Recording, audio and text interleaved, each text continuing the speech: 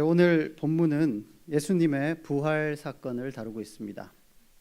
그리고 이 사건은 사복음서에서 공통적으로 다루고 있기도 합니다. 그리고 이 사건의 진위 여부를 두고 많은 사람들이 회의적인 질문을 던졌습니다. 특히 비기독교인 지성인들, 기자나 교수들이 의심 많은 도마의 역할을 하면서 정말 이 일이 일어났었나 한번 조사해 보겠노라고 자신 있게 뛰어들었다가 기독교로 개종한 이야기들은 심심찮게 들어보셨을 겁니다. 그리고 그들의 연구 결과도 책으로 다양하게 소개되어져 있습니다. 그렇기 때문에 오늘은 이 본문으로 부활 사건의 진위 여부를 다시금 말씀드리고 싶지는 않습니다. 또 지금 여기 수요 예배까지 오시는 여러분들이 부활 이 사건이 역사적인 사건이었다고 믿지 않으신 분은 없으실 거기 때문에 오늘은 조금 다른 각도에서 이 본문을 접근해 보고자 합니다. 이미 제목에서 보셨듯이 다시 갈릴리로, 그리고 본문으로 치자면 7절의 내용을 조금 집중적으로 보려고 합니다. 질문의 시작은 이렇습니다. 부활하신 예수님이 하신 일 혹은 가신 곳은 어디인가? 라는 질문에서 시작이 됩니다. 이게 뭐 그렇게 중요하냐라고 생각하실지도 모르겠지만 질문의 각도를 조금만 바꿔보면 극명한 차이를 볼 수 있습니다. 만약에 여러분이 부활하신 예수님이었다면, 여러분이라면 가장 먼저 누구를 만나고 싶습니까? 혹은 어디로 가시고 싶으십니까? 저는 그렇습니다. 제가 만약에 부활하신 예수님이었다면 일단 빌라도한테 갈 겁니다. 그죠? 아닌가요? 그리고 대제사장들, 로마 군병들 보여줘야죠. 너네는 나 못 죽였다. 나 다시 살아났다. 그리고 너네 이제 다 죽었다. 저라면 그랬을 겁니다. 그리고 예루살렘에서 보란듯이 사람들 많은데 골라 다녀야죠. 그리고 더 많은 증인들 확보해야 되고요. 더 많은 기적들 보여줘야 됩니다. 혹시 40일이라는 시간이 원래부터 이렇게 예정되어 있던 시간이었다면 1분 1초라도 아끼면서 다녀야죠. 요즘 선거철인데 선거 유세 다니는 사람들 1분 1초 단위로 시간을 쪼개서 그 스케줄을 소화하고 있습니다. 그런데 예수님이 뜬금없이 먼저 갈릴리로 가시겠답니다. 왜요? 사실 이 질문은 성경 어디에도 명확하게 답을 주고 있지는 않습니다. 여러 주석서를 봐도 명확하게 예수님이 갈릴리로 가신 이유는 이러이러하다라고 밝히는 곳은 거의 없습니다. 어쩌면 다들 중요하게 여기지 않아서인지도 모르겠습니다. 제가 원래 좀 삐딱하지 않습니까? 그래서 사람들이 별로 중요하게 여기지 않는 이 부분. 그렇지만 2014년 5월 대한민국에 살다 보니 이 질문이 저에게 좀 강하게 다가왔습니다. 그래서 함께 예수님이 다시 갈릴리로 가신 이유는 과연 뭘까라는 것에 집중해서 이야기를 나누고자 합니다. 첫 번째 실마리는 우리가 얼마 전에 다루었던 마가복음 14장에 나옵니다. 한번 보실까요? 마가복음 14장 27절부터 31절입니다. 이 부분을 우리 사무엘 목사님이 설교를 하셨는데 증거로 보려고 하니까 마침 인터넷에 이 부분만 설교가 없습니다. 그래서 어떻게 하셨는지 정확하게 증거를 댈 수가 없는데요. 27절부터 31절을 보시면 좀 묘합니다. 뭐냐 하면 27절을 보시면 이렇습니다. 예수께서 제자들에게 이르시되 너희가 다 나를 버리리라. 이는 기록된 바 내가 목자를 치리니 양들이 흩어지리라 하였음이니라. 그러나 내가 살아난 후에 너희보다 먼저 갈릴리로 가리라.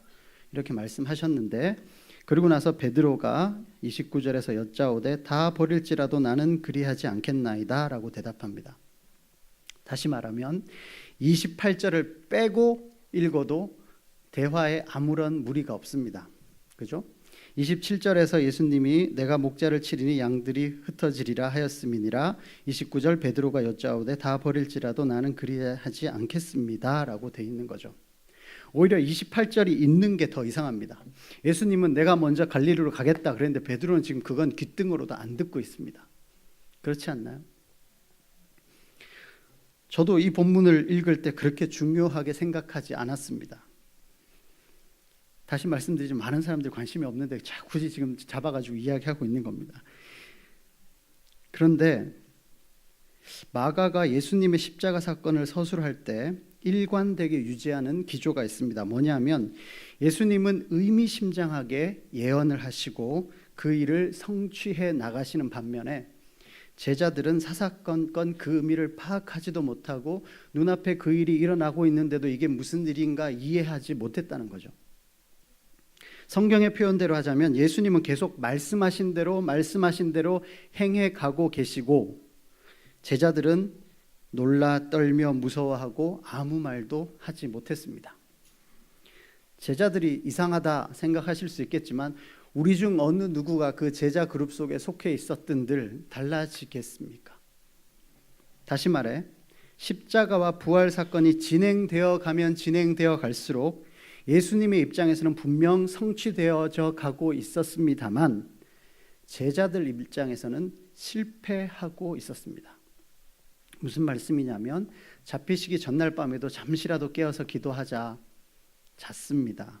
가룟 유다한테 너 그러지 마라 경고성의 발언을 하셨어도 그냥 가룟 유다는 했습니다. 베드로에게도 너 3번 부인할 거다. 너 꼭 부인해야 돼. 이게 아니라 너 부인할 건데 참 안타깝다 했지만 베드로는 자기는 안 할 거라고 호언장담하면서 몇 시간 지나서 부인하고 말았습니다. 목자를 치리니 양들이 흩어지리라는 예언 그대로 제자들은 무서워서 다 도망갔습니다. 예수님은 성취하신 그 자리에서 제자들은 실패했습니다. 자, 이제 일이 이렇게 됐으니까 어떻게 해야 되겠습니까? 예수님의 예언대로 다 이루어졌습니다. 그러면 다 된 겁니까? 예수님의 지상 사역을 마무리하시기 전에 무슨 일을 돌아보셔야 할까요? 조금 전에 제가 말씀드렸던 대로 빌라도 찾아가고 대제사장들, 로마 군병들, 예루살렘에 있는 많은 사람들한테 보여주는 것이 중요했을까요? 그렇다면 만약에 그렇게 일을 진행시켜 가셨다면 실패한 제자들은 어땠을까요? 지금 그냥 예수님을 만나도 입이 10개라도 할 말이 없는 상황이지 않습니까? 다시 그 옆에 가기가 참 죄송한 상황일 겁니다. 그런데 이제는 빌라도 총독 만나고 대제사장 만나고 예루살렘에서 스타가 돼서 막 움직이시면 쉽게 말해 전국구 스타가 되면 제자들은 더 이상 예수님 옆에 갈 수가 없을 겁니다. 이리저리 이유가 많아서 못 가는 거죠. 다시 말해 지난 3년간 공들여서 제자들 키워놨는데 십자가 사건 이후 부활하신 예수님 주위에는 아무도 없습니다. 그러면 예수님 입장에서도 지상에서의 3년간의 사역, 제자들을 키워내는 사역은 실패로 돌아가는 거죠. 십자가 부활은 이루어졌을지 몰라도 한 사람 한 사람 제자를 삼으신다는 그 계획은 수포로 돌아가는 겁니다. 어느 제자가 그 후에 떳떳하게 나와서 내가 예수님과 3년간 동행했을 때 이러이러한 일이 있었다고 말할 수 있었겠습니까? 혹시 그 제자 그룹에 속하지 못했던 배 아픈 사람들에게는 정말 좋은 먹잇감이 됩니다. 너네 그렇게 실컷 쫓아다녀 놓고 마지막 날에 배신하고 다 도망가고 결국은 없었지 않냐. 그렇게 말하면 할 말이 없거든요. 이제 이렇게 실패한 제자들 다독여야 되는 것이 예수님의 부활 후 큰 숙제였습니다. 도대체 무슨 일이 어떻게 일어났는지 사복음서가 조금씩 다른 이야기들을 하고 있기 때문에 사건을 다시 한번 재구성해 봐야 될 필요가 있습니다. 먼저 마가복음인데요. 마가복음 1장으로 한번 가보실까요? 계속 막 복음서를 왔다 갔다 해야 되니까 좀 귀찮더라도 잘 따라오십시오. 마가복음 1장입니다. 세례를 받으시는 장면이 나오는데요. 1장 9절을 보실까요? 마가복음 1장 9절. 자, 같이 읽으실 텐데요. 어느 부분이 중요한지 잘 생각해 보십시오. 같이 읽겠습니다. 시작. 그때에 예수께서 갈릴리 나사렛으로부터 와서 요단강에서 요한에게 세례를 받으시고라고 되어 있습니다. 그리고 광야로 내몰림을 당하셨다가 14절인데요. 같이 읽겠습니다. 시작. 요한이 잡힌 후 예수께서 갈릴리에 오셔서 하나님의 복음을 전파하여, 그리고 16절도 보실까요?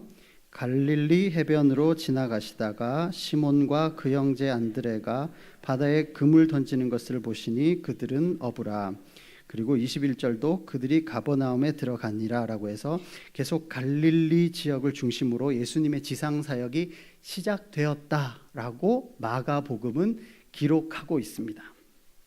그리고 오늘 읽었던 우리 본문이 내가 다시 갈릴리로 가서 너네 기다리겠다, 다시 갈릴리로 와라 라고 하면서 오늘의 마가복음이 끝이 나거든요.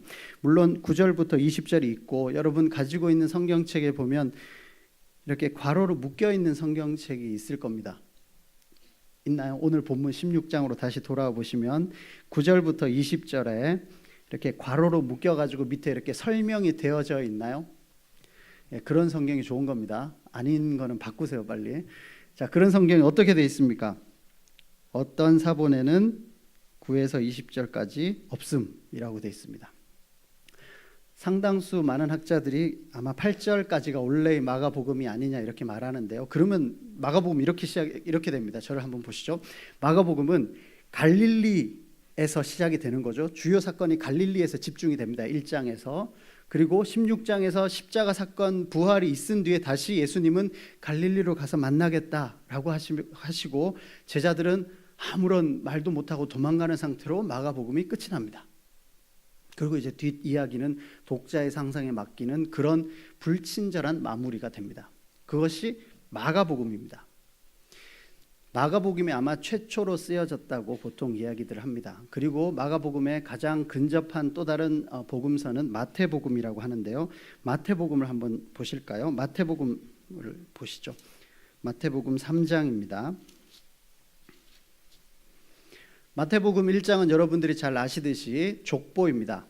그래서 마태복음은 유대인 독자들을 향해서 쓰지 않았나라고 이야기들을 하는데요. 그래서 그 유대인의 족보를 1장에서 소개하고, 그리고 마가복음에 없던 예수님의 탄생을 이야기하고 있습니다. 마가복음은 시작이 세례요한부터 바로 거두절미하고 들어갔는데 마태복음은 예수님의 탄생을 이야기하고, 그리고 나서 3장에서 이제 시작이 되는데요. 3장 13절은 오늘 우리가 읽었던 것과 똑같습니다. 이때에 예수께서 갈릴리로부터 요단강에 이르러 요한에게 세례를 받으려 하신다라고 이야기가 나오고요. 그리고 4장의 광야에서의 시험 받는 이야기가 조금 더 길게 나옵니다. 그리고 나서 4장 12절을 보시면 갈릴리로 물러가신 이야기가 나오는데 여기서 조금 다릅니다. 13절을 같이 읽어볼까요? 마태복음 4장 13절입니다. 시작. 나사렛을 떠나 스불론과 납달리 지경 해변에 있는 가버나움에 가서 사시니. 마가복음식이라면 이렇죠. 나사렛을 떠나 가버나움에 가서 사시니 이렇게 쓰여져야 될 겁니다. 그런데 마태복음은 그 앞에 가버나움을 설명할 때 스불론과 납달리 지경 해변에 있는 가버나움이라고 이야기합니다. 왜냐하면 15절 16절에 있는 말을 하고 싶기 때문이죠. 구약에서 이러이러한 일들, 이런 예언이 있었다. 다시 말해 구약에 친숙한 독자들에게 우리가 알고 있는 그 가버나움은 사실에 그때 말했던 이 지역이야 라고 한번 상기시켜 주는 겁니다. 그리고 나서 5장부터 그 유명한 산상수훈이 기록되어져 있습니다. 조금 다르죠, 마가복음과. 그럼 마무리는 또 어떻게 다른지 한번 뒤로 가볼까요? 마태복음 26장인데요.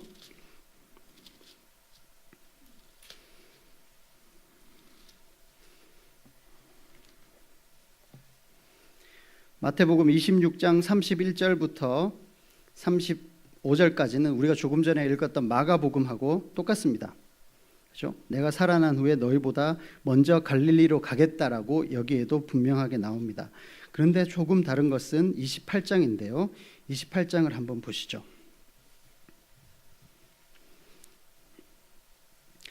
28장 7절에 똑같은 이야기가 나옵니다. 너희보다 먼저 갈릴리로 가시나니 거기서 너희가 배우리라 하라.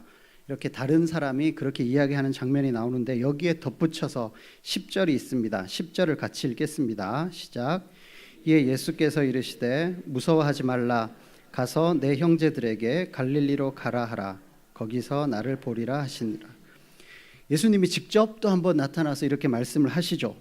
그리고 나서 16절에 이렇게 되어 있습니다. 11 제자가 갈릴리에 가서 예수께서 지시하신 산에 이르러 라고 되어 있습니다. 갈릴리에서부터 조금 더 구체적으로 돼서 어떤 예수님이 모 장소를 지시하셔서 그쪽 산에서 한번 보자고 말씀하셨나 봅니다. 그리고 우리가 잘 알고 있는 18절부터 20절 대위임령이라고 하는 말이 여기에 나옵니다. 이것이 갈릴리 어느 산에서 있었답니다. 다시 말해 마태는 5장에 있는 산상수훈과 마지막 갈릴리 산에서의 그 위임령을 어느 정도 수미상관식으로 갖다 놓지 않았나 추측됩니다.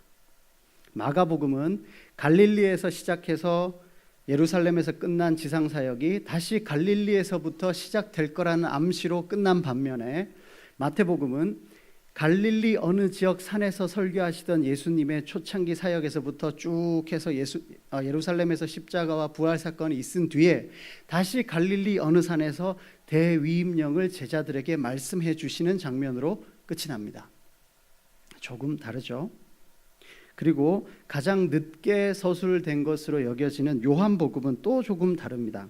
요한복음은 여러분들이 잘 아시듯이 갈릴리 호숫가에서 베드로와 호젓하게 대화를 나누시는 것이 21장 마지막에 기록되어 있는데요. 이것은 요한복음 첫 장부터 그 다른 복음서와 다릅니다. 요한복음 1장을 보시면 테스트를 한번 해볼게요. 마태복음 1장은 어떻게 시작된다고요? 족보죠. 유대인들의 족보에 대해서 시작합니다. 그리고 마가복음 1장은 거두절미하고 세례 요한의 세례부터, 어린 예수님 이런 이야기 없습니다. 탄생 이런 거 없고 바로 성인이 된 예수님의 세례 장면, 그러니까 그 직전 세례 요한에 관한 이야기에서 시작합니다. 그런데 요한복음은 어떻게 시작합니까? 우리 1절을 같이 1장 1절 읽겠습니다. 시작. 태초에 말씀이 계시니라. 이 말씀이 하나님과 함께 계셨으니 이 말씀은 곧 하나님이시니라. 아멘. 어렵죠. 태초부터 나오는데 지금 태초, 말씀, 하나님. 1장 1절부터 18절은 무슨 신학 서적 같습니다. 그래서 이 요한복음은 가장 늦게 서술되면서 초대교회의 신학적인 내용을 담고 있지 않나. 다시 말해 마태, 마가, 누가복음을 먼저 읽은 독자들에게 그것의 의미들을 좀 더 설명해 주는, 다시 말해 어느 사건이 먼저고 그 다음 사건이 뭐고 이런 것에 집중하기보다는 그 3년의 사건들이 있었던 그 의미들을 가지고 시간 순서가 조금은 다르지만 의미 중심으로 전달해 줍니다. 그리고 또 마태, 마가, 누가에서 놓쳤던 이야기들, 그 중요한 에피소드들을 소개해 주는 이야기들이 많습니다. 예를 들어 예수님이 가장 첫 번째로 이적을 베푸신 곳이 어디입니까? 가나의 혼인잔치 다 알고 계시죠? 요한복음에만 나옵니다. 다시 말해 요한복음이 없이 마태, 마가, 누가복음만 있으면 그 장면을 모릅니다. 그리고 예수님이 제자들을 제일 먼저 만났던 곳 하면은 배, 이런 이야기를 하겠지만 요한복음을 보면 그 전에 요한은 세례 요한을 따라다니다가 예수님을 만나고 와보라는 말씀도 듣고 빌립의 이야기, 베드로의 이야기 요한복음 1장에 다 나옵니다. 또 다른 질문을 한번 해볼까요? 오병이어 사건 잘 아시죠? 사복음서에 공이 기록되어 있는 몇 안 되는 사건 중에 하나인데요. 그 오병이어, 떡 5개와 물고기 2마리를 가진 그 도시락의 주인 소년을 발견한 사람은 누구일까요?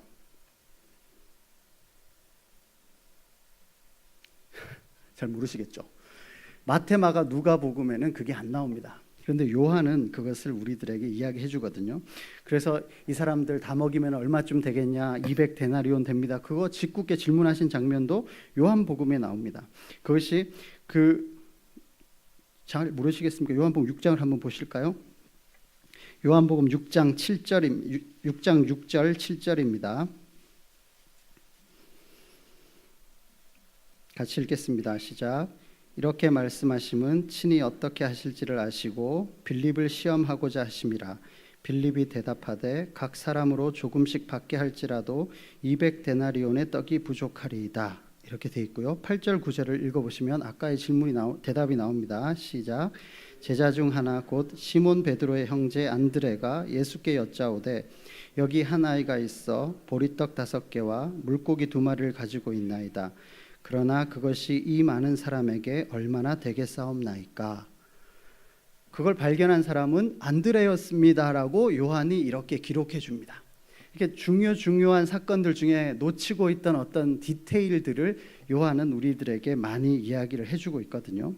그래서 마태복음과 마가복음을 보면 예수님이 갈릴리로 가신 이유, 그리고 가셔서 뭘 하셨는지 하나 아는 것은 마태복음에 의하면 갈릴리 어느 산에서 대위임령이라는 그 말씀을 하신 것. 그런데 그거는 딴 데서도 굳이 하셔도 되는데 왜 거길 가셨을까? 그래서 하나 알 수 있는 것이 요한복음 마지막 장입니다. 요한복음 21장이죠. 요한복음 21장에 바로 그 유명한 네가 나를 사랑하느냐라는 사건이 나옵니다. 이 요한복음 21장은 많은 사건들이 오버랩되어 있습니다. 여러 무대 장치가 예전 것들을 생각나게 하는 거죠. 밤새 물고기를 잡으려다가 허탕을 쳤습니다. 3년 전 그날과 똑같죠. 그래서 그때 깊은 데로 가서 그물을 던지라고 하셨던 그분이 오늘은 나타나셔서 여기 오른편에 던져라. 그 말을 들었을 때 일단 제자들이 뭔가 감이 좀 이상합니다. 그리고 그물을 던지고 땡겨 올리는데 벌써 묵직하니까 요한이 베드로에게 이야기합니다. 주님이시다.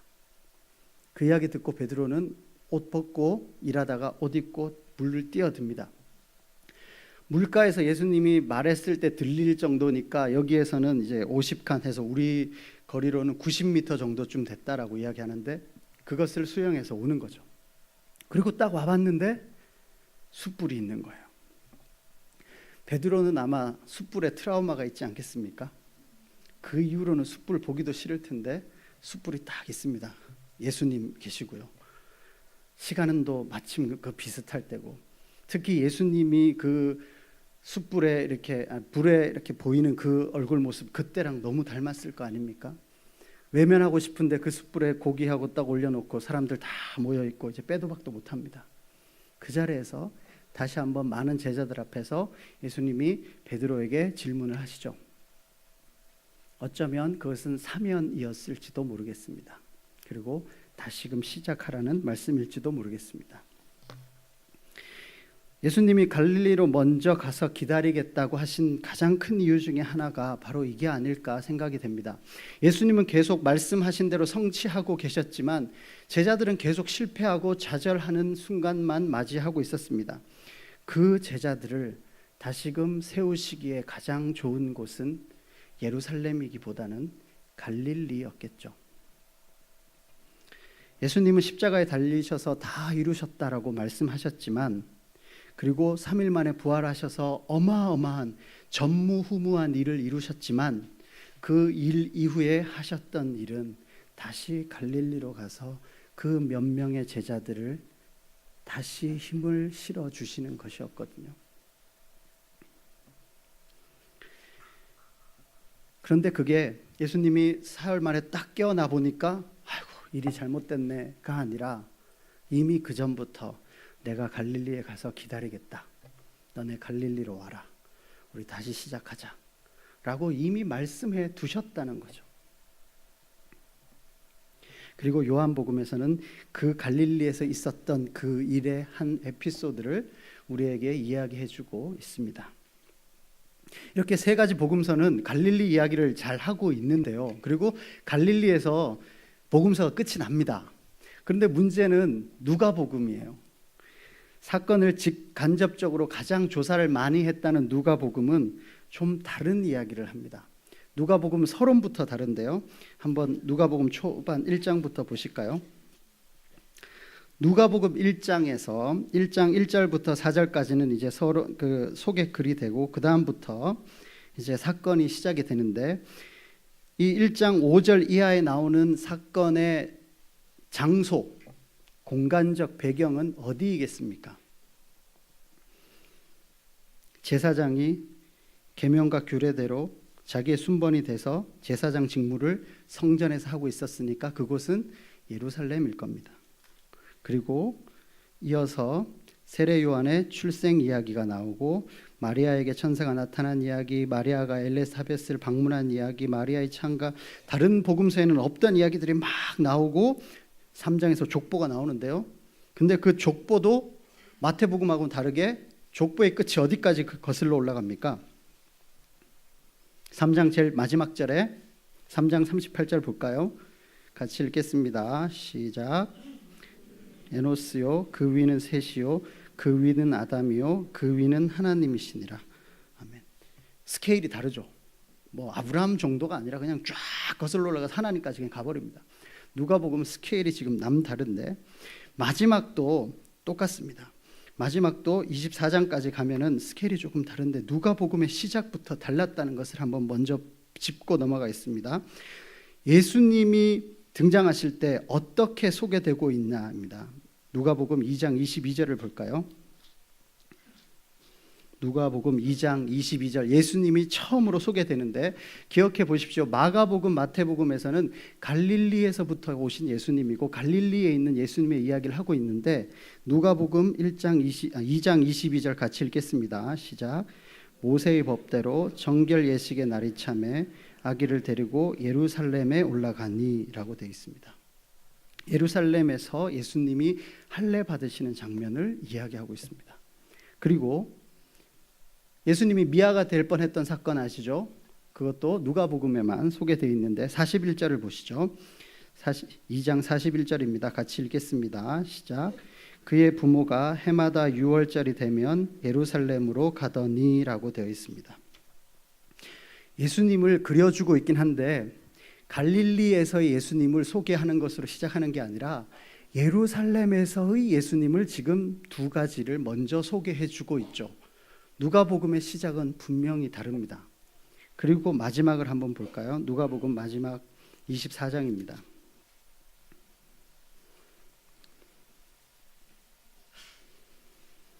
24장 6절을 먼저 보겠습니다. 24장 6절 시작. 여기 계시지 않고 살아나셨느니라. 갈릴리에 계실 때에 너희에게 어떻게 말씀하셨는지를 기억하라. 내용은 안 나옵니다. 갈릴리에 먼저 가서 기다리겠다. 그 내용은 안 나오고요. 갈릴리에서 무슨 말씀하셨는지 기억해라. 그리고 나서 엠마오 길에서 제자들에게 나타나신 이야기가 나오죠. 그런데 13절 한번 볼까요? 그 엠마오를 어떻게 이야기하는지 같이 읽겠습니다. 시작. 그날에 그들 중 둘이 예루살렘에서 25里되는 엠마오라 하는 마을로 가면서, 그냥 엠마오가 아니라 예루살렘에서부터 얼마 떨어진 엠마오입니다. 이 정도 25리면 몇 킬로인가요? 10리가 4km, 그럼 20리면 8km, 25리는 10km죠. 저희 교육자들이 매주마다 뛰는 게 10km입니다. 가깝게 여겨지실지 모르겠지만 여기 우리 교회에서 저기 동부교회까지가 10km가 안 됩니다. 되게 멀죠. 그걸 1시간도 안 되게 막 뛰어가는 건데, 가깝다고 하면 가깝고 멀다고도 하면 먼 이 엠마오를 어떤 기준으로 이야기하냐면 예루살렘에서부터 얼마 떨어진 곳이라고 이야기합니다. 그리고 18절에도 예루살렘에서 체류하면서 어찌하든지 몰랐느냐라고 이야기하고 33절에 가서도 예루살렘에 돌아가는 이야기를 합니다.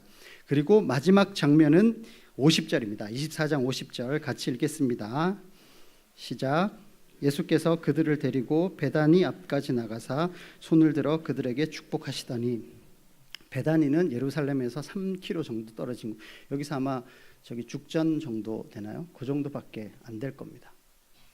그리고 그 위에 47절에 보면 예수님께서 예루살렘에서부터 시작될 것이다 라고 이야기합니다. 뭐가 다른지 느낌이 오십니까? 누가복음은 사도행전과 맞물려서 예루살렘을 중요시하고 있습니다. 그리고 예루살렘과 온 유대와 사마리아와 땅끝까지 이를 것을 중요하게 여기면서 예루살렘에 주목하기를 원하는 겁니다. 아마 마가복음은 처음 적었을 때 우리한테까지 읽혀질 줄은 꿈에도 몰랐을 겁니다. 그죠? 막 다른 나라 언어로 번역까지 돼가지고 할 줄도 몰랐을 겁니다. 마태복음은 유대인들의 독자를 생각했을 겁니다. 요한복음은 마태, 마가, 누가 복음을 읽은 사람들에게 아마 썼을 거라고 생각이 됩니다. 그런데 누가는 처음부터 국제적으로 시작합니다. 스케일이 남다릅니다. 쉽게 말해 이방인들을 대상으로 씁니다. 지금으로 예를 들자면 동경, 베이징, 뉴욕, 모스크바, 시드니 등이 막 나오는 이야기를 쓸 거거든요.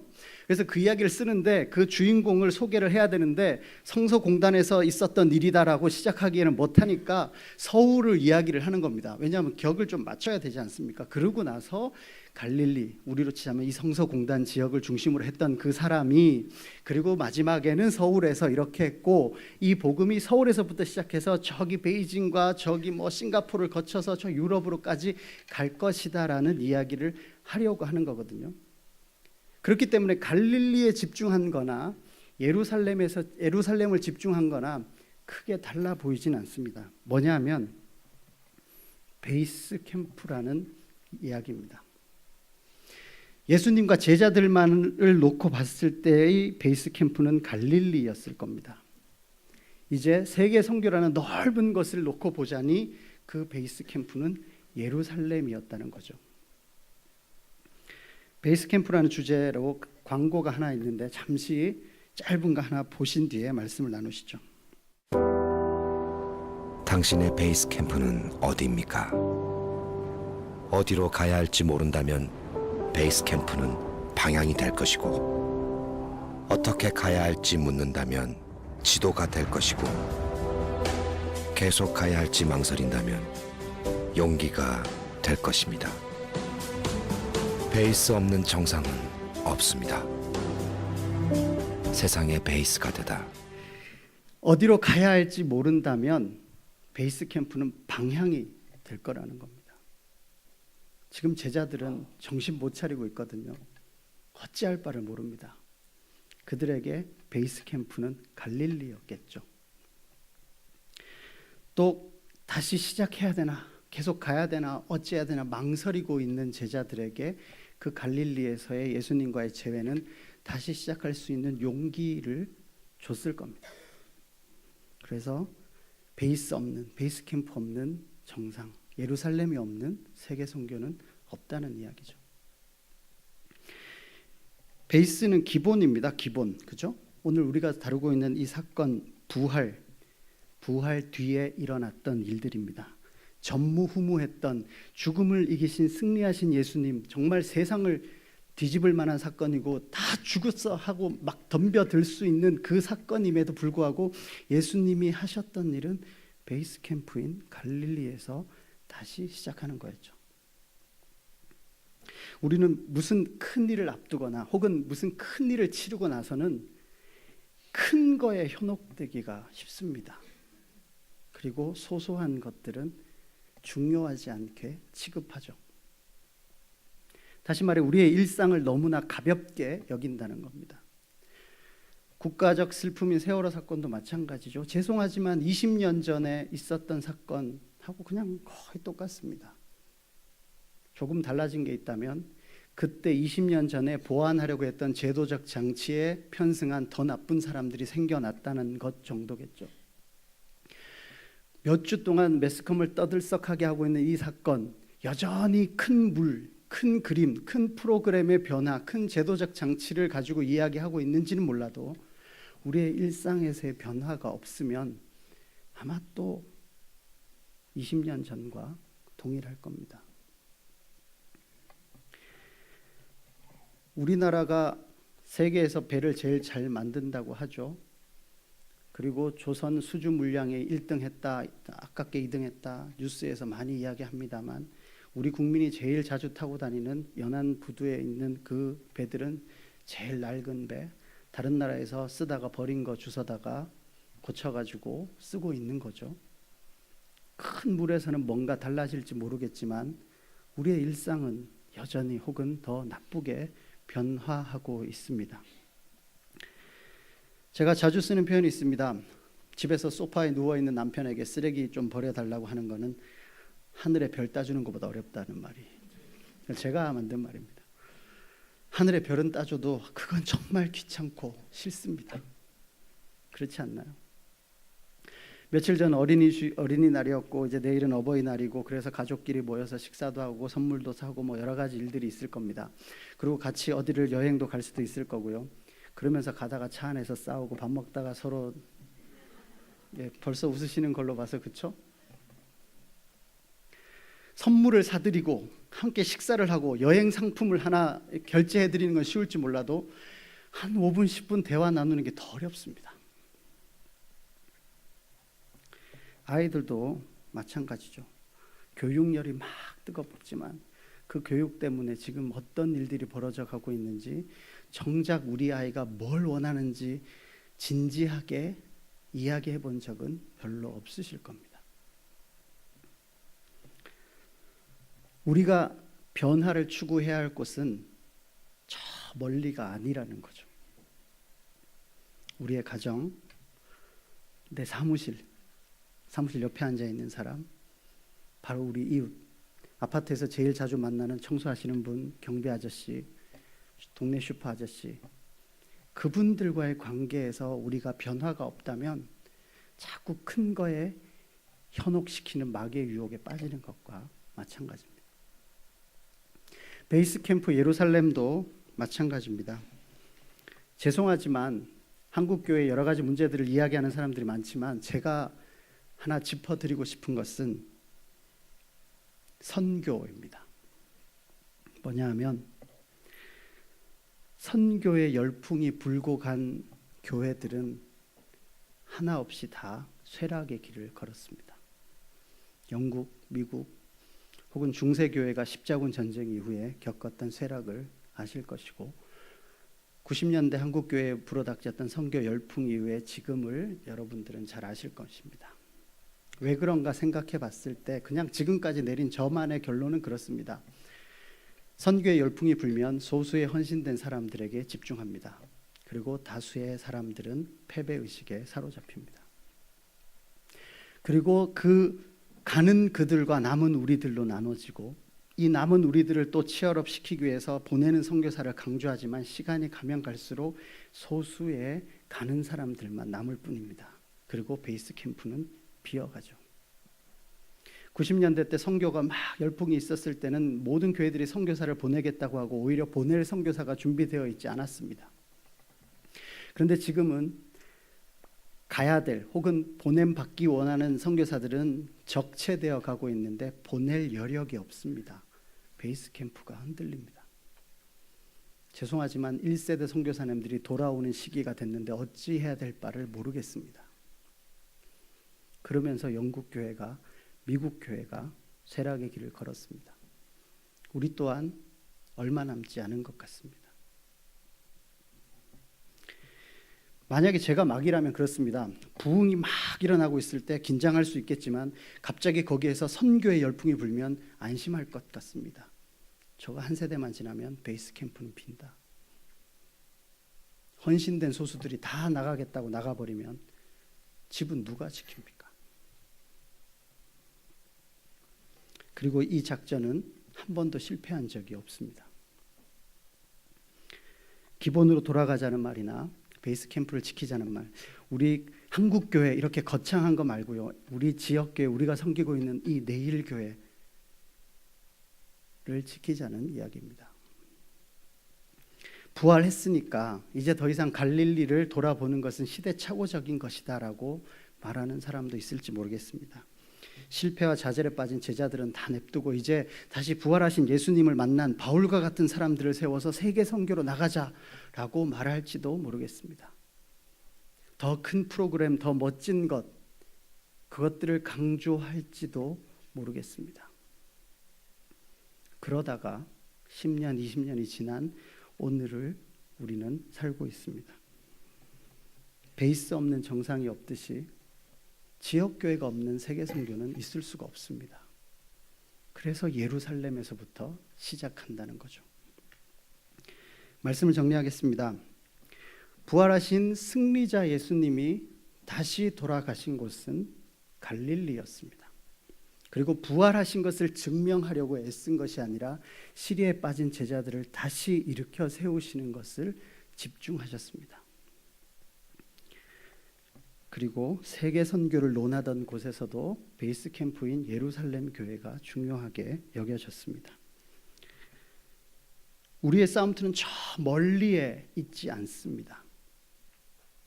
오늘의 우리의 싸움터는 우리의 가정, 여러분의 가장 가까운 사람, 여러분의 배우자, 여러분의 자녀, 여러분의 부모님, 직장 동료, 이웃들입니다.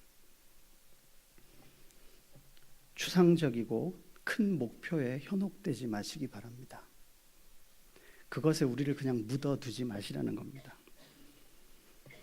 조금 이따 찬송가를 부를 텐데 예수님을 위해서라면 어디든지 가겠다고 이야기하는데 그 어디든지에 저 멀리 어렵고 힘든 곳을 생각하지 마시고 여러분이 귀찮고 실패했고 포 만나는 그 곳을 생각하시기 바랍니다. 우리가 싸워야 될 곳은 거기거든요. 뭘 할지 모르겠다면 베이스에서 다시 시작하십시오. 혹은 뭘 했다고 뿌듯해하고 계신다면 위험합니다. 베이스에서부터 다시 시작하십시오. 혹은 실패해서 도저히 다시 일어설 용기가 없다면 다시 베이스에서부터 시작하십시오. 우리는 그 기본에 집중해야 됩니다. 포 만날 겁니다. 귀찮을 겁니다. 해도 티도 안 나는 겁니다. 그렇지만 갈릴리에서 다시 시작하신 예수님, 어쩌면 우리를 기다리고 계실 겁니다. 베이스 캠프를 사수합시다. 기도하겠습니다.